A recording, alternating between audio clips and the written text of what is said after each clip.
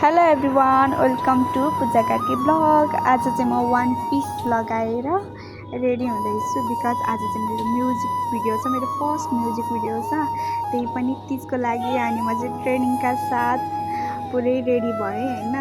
अनि मेरो लुक्स यस्तो थियो ड्रेसको। अनि अब चाहिँ म मेकअप गर्न गइरहेको छु। मेरो मेकअप चाहिँ अब सिम्पल गरेर जान्छु बिकज वहाँ गएर नि त मेकअप गर्नुपर्छ नि त। सो फर्स्टमा चाहिँ मेरो मेकअपमा स्टार्टिङमा रहेको छ यो मामा अर्थको टोनर। अनि मलाई मेकअपको यो नामहरू चाहिँ थाहा हुँदैन हैन। फर्स्टमा मैले टोनर लगाएँ अनि मस्त लगाएर एकदम सबैतिर पुग्ने तालले मजाले ब्लेन्ड गरेँ त्यसलाई चाहिँ हातले नै।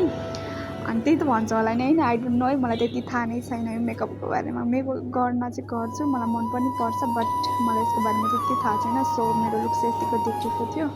अब चाहिँ म यो यसलाई के भन्छ, सेरम भन्छ हैन, सेरम लगाउँदैछु। अनि मैले सेरम लगाएँ। मेरो सेरम सकिया छ गाइज, कसैले मनी हालिदिनु होला। अनि म सेरम किन्छु, म मेरो मेकअपको प्रोडक्टहरू किन्छु। सो मेरो लुक्स चाहिँ यतिको भएको छ। मैले टिका पनि लगाएँ। अनि अरू त म खासै के पनि लाउँदिनँ। अब एउटा इयरलिङ्स होइन टप लाउँदैछु। लुक्स राम्रो देख्नु पऱ्यो नि त। कपाल हेर्नु कस्तो कर्ली भएको के यो के अरे, मैले राति जतिखेर नि डल्लो बाहिर सुत्छु नि त। अनि कपाल त कस्तो कर्ली हुन्छ क्या मेरो टाइममा होइन, प्रायः कर्ली नै हुन्छ।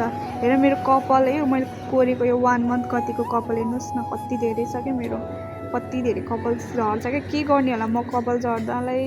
अनि म चाहिँ आज कपाल बाँधेर जाँदैछु। म प्रायः कहिले बाहिर जाँदाखेरि बाँध्दिनँ, आज फर्स्ट टाइम कपाल बाँधेर जाँदैछु। अनि मेरो लुक्स फुल लुक्स यस्तो भइसकेको छ। म रेडी भइसकेको छु गाइज। अब कपालमा फुकाउँछु भनिरहेको थिएँ, बट मैले फुकाइनँ, म यत्तिकै हिँडेँ होइन। म यस्तो मजाले हिँडेँ। अनि मैले मेरो अर्को पार्टनरसँग म भेटिसकेको छु। अनि हामी गाडीमा पनि चढिसक्यौँ। मैले सेटमा रेडी भएको त बनाउन पाइनँ। अनि हामी चाहिँ रेडी भइरहेको थिएँ, राम्ररी बनेर हामी चाहिँ हिँडिसकेका छौँ। हाम्रो सेटको लागि ढिलो भइसकेको थियो, सो मैले भ्लगहरू बनाउन पाइनँ, त्यहाँ खिच्न पाइनँ। सो म चाहिँ रेडी भएर अनि पछाडि सिङ्गर दिदी र अनि हाम्रो मेरो पार्टनर जाँदैछ। हामी चाहिँ पुग्न लागिसकेको थियौँ। सो हामी एकदम रेडी भएर राम्री भएर हामी चाहिँ सेटमा जाँदैछौँ। कस्तो देखेको छु प्लिज कमेन्ट गर्नु होला। अनि के कस्तो मेरो भ्लगमा के कस्तो कमी छुटेको छ प्लिज कमेन्टमा भनिदिनु होला।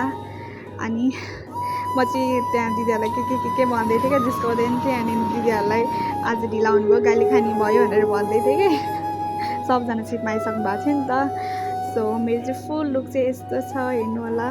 मेरो रेड कलरको चप्पल नभएर ब्ल्याक कलरको लाएर हिँडिरहेको छु क्या।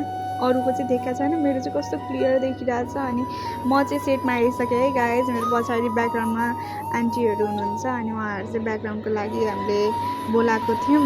अनि सो म चाहिँ पुरै मेरो लुक देखाउन गइरहेको छु साथीहरू। एकचोटि मजाले हेरिदिनु होला कस्तो देखाएको छु, प्लिज कमेन्ट गर्नु होला।